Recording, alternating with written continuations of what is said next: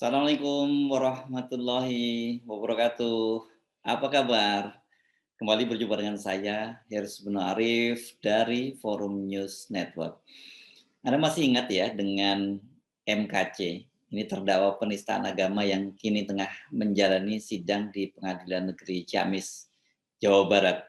Dia dikabarkan tengah kritis di RSUD Ciamis dan membutuhkan transfusi darah yang cukup banyak. Hari ini saja sudah masuk 6 kantong darah, ujar Kamarudin Simanjuntak, pengacara MKC. Mendengar kabar tersebut, Irjen Pol Napoleon Bonaparte yang kini tengah menjalani pidana di LP Cipinang menawarkan diri untuk menjadi donor. Kesediaan Irjen Pol Napoleon Bonaparte itu terungkap melalui surat yang dikirimkan melalui pengacaranya Ahmad Yani. Dalam surat bertuliskan tangan tertanggal 27 Desember 2021 itu Napoleon menulis seperti ini.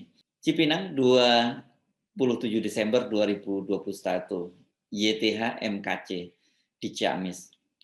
Sejak pertemuan kita, saya paham bahwa kekhilafan dengan tanda petik itu akibat lemahnya iman dan kuatnya bujukan manusia dan jin. Hari ini hatiku sedih mendengar kabarmu. Semoga darahku dapat menguatkan badan dan jiwamu. Teruslah berjuang saudaraku, semoga Allah Subhanahu wa taala meridhoi kita berdua dan membuka hati kita semua. Amin ya rabbal alamin. Catatan, terima kasih kepada Bang Yani yang ikhlas meneruskan surat ini. Wassalam Napo Batara. Napo Batara ini adalah nama lain ya, nama julukan bagi Jenderal Napoleon Bonaparte. Dalam beberapa suratnya sebelumnya, Jenderal Napoleon juga menuliskan dengan nama Napo Batara. Tawaran dari Irjen Pol Napoleon ini cukup mengejutkan sekaligus juga menarik. Apalagi kalau kita tahu latar belakang peristiwa di antara keduanya ya. Seperti kita ketahui, MKC ini kan ketika masuk ke tahanan Bareskrim Mabes Polri saat itu ya sempat diajar oleh Irjen Pol Napoleon bersama dengan sejumlah tahanan lainnya. Alasan Napoleon pada waktu itu mengapa dia sampai bertindak seperti itu terhadap MKC karena dia mengaku merasa tersinggung karena KC menghina agamanya, yakni agama Islam. Siapapun bisa menghina saya, tapi tidak terhadap Allahku, Al-Quran, Rasulullah Shallallahu Alaihi Wasallam dan akidah Islamku. Karenanya saya bersumpah akan melakukan tindakan terukur, apapun dan kepada siapa saja yang berani melakukannya. Ini waktu itu Jenderal Napoleon juga menulis sebuah surat terbuka. Napoleon juga menyatakan siap mempertanggungjawabkan perbuatannya. Kasus ini saat itu sempat membuat geger, muncul pro kontra. Banyak juga yang jelas mengecam tindakan Napoleon. Tapi dukungan terhadap Napoleon juga tidak kurang besar ya, terutama berasal dari umat Islam. Bahkan banyak yang kemudian pada waktu itu menganggap Napoleon sebagai hero, bahkan berterima kasih karena telah melakukan tindakan itu terhadap MKC. Alasan mereka tentu saja tidak boleh seseorang itu menghina agama orang lain seperti yang dilakukan oleh MKC. Apalagi kemudian kan kita tahu MKC ini menghinanya itu dengan sengaja sekali. Dia akan membuat konten-konten YouTube untuk melakukan penghinaan terhadap agama Islam. Dan yang lebih parah lagi, apalagi kemudian KC ini kan diketahui sebelumnya dia seorang Muslim. Jadi dalam terminologi Islam dia adalah seorang murtad. Sudah murtad, dia melakukan penghinaan pula terhadap agama Islam. Ini yang membuat Napoleon mendidih darahnya, dan kemudian banyak orang yang menyatakan dukungan terhadap Jenderal Napoleon. Jadi menurut mereka iya layak KC diperlakukan semacam itu. Bahkan ada yang menyatakan kalau mereka mereka bertemu KC, mereka juga akan melakukan hal yang sama. Nah, polisi tentu saja kemudian memproses kasus ini dan menetapkan Irjen Pol Napoleon bersama dengan sejumlah tahanan lainnya itu sebagai tersangka penganiayaan terhadap MKC. Pada waktu itu melalui pengacaranya Napoleon menyatakan dia terkejut karena kasus itu sebenarnya telah dianggap selesai dan mereka juga sudah saling memaafkan. KC juga sudah mencabut laporannya. Tapi entah kenapa polisi tetap bersikeras melanjutkan kasus ini dan menetapkan Napoleon itu menjadi tersangka.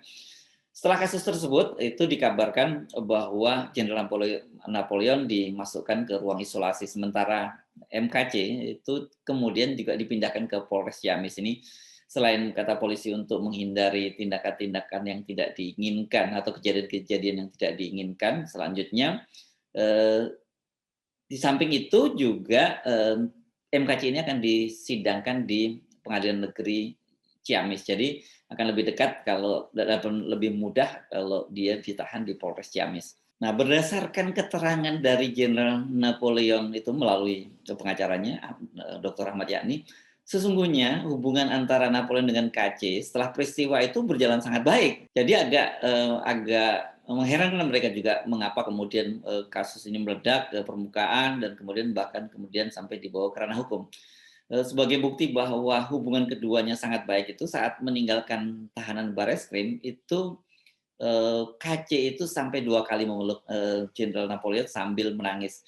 Ini peristiwanya banyak disaksikan oleh tahanan lain. Karena itu dengan latar belakang hubungan yang sudah cukup baik itu ketika membaca berita KC sedang sakit dan membutuhkan donor darah, Napoleon mengaku sedih dan dia ingin mendonorkan darahnya. Kondisi Napoleon sendiri sekarang itu cukup sehat, fit, jadi artinya dia layak untuk menjadi donor darah. Dan kemudian yang lebih menarik lagi ternyata golongan darah dari Jenderal Napoleon ini, Irjen Paul Napoleon ini adalah golongan darah O. Jadi ini dia bisa menjadi donor universal, bisa digunakan oleh siapa saja dengan golongan darah apa saja dan tentu saja termasuk golongan darah dari MKC. Napoleon dikabarkan dia langsung mengontak petugas LP Cipinang, bahkan juga Rumah Sakit Polri dan Palang Merah Indonesia. Dia masih menunggu bagaimana kelanjutannya. Dan mengapa sih kemudian Napoleon bertindak semacam itu? Menurut dia saya itu mau beramal yang bermanfaat.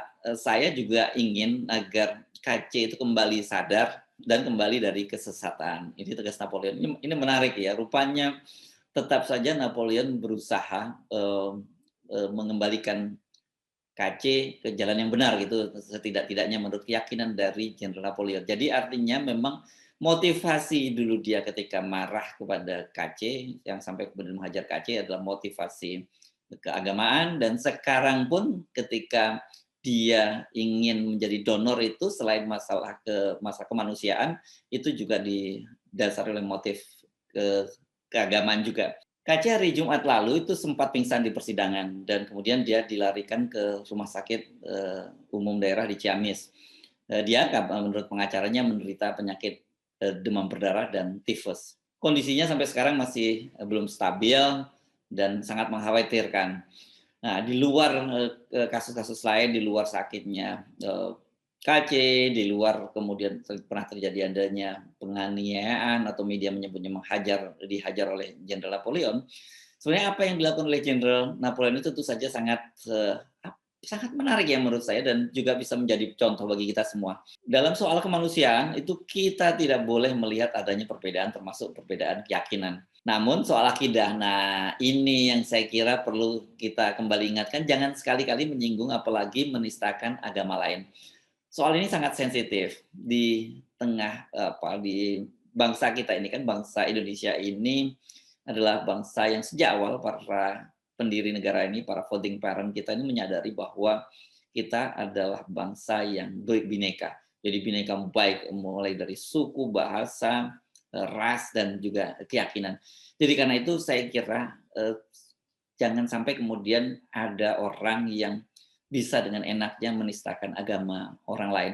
Ini betul-betul sebuah tabu besar yang tidak boleh dilakukan dan dampaknya bisa terjadi seperti apa yang dialami oleh KC. Saya kira apa yang terjadi pada KC ketika dia waktu itu dianiaya oleh Jenderal Napoleon itu bisa menjadi pelajaran yang berharga buat kita. Tetapi dalam kasus yang sekarang terbaru ini, apa yang dilakukan oleh Jenderal Napoleon yang menyatakan dia langsung tergerak, kemudian menghubungi petugas LP, mengontak rumah sakit Polri, kemudian mencoba mengkontak Palang Merah Indonesia untuk memberikan donor. Ini juga salah satu hal yang saya kira patut dicontoh. Jadi jangan hanya karena persoalan-persoalan perbedaan di antara kita atau pernah ada persoalan di antara kita, kemudian ketika ada persoalan kemanusiaan kita tutup mata, kita mengabaikannya. Saya Hirsun Arif, dari Forum News Network. Wassalamualaikum warahmatullahi wabarakatuh.